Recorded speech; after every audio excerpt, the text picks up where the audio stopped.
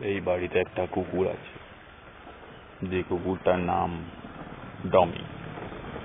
ডমিকে এই বাড়ির মালিক রাস্তা থেকে কুড়িয়ে মানুষ করে। সেই কুকুরটা রোজ 1.5 কিলো মাংস, 1 কিলো দুধ খায়। সেই কুকুরটাকে যদি আপনারা দেখতে চান তাহলে এই ঠিকানায় আপনারা অবশ্যই চলে আসবেন।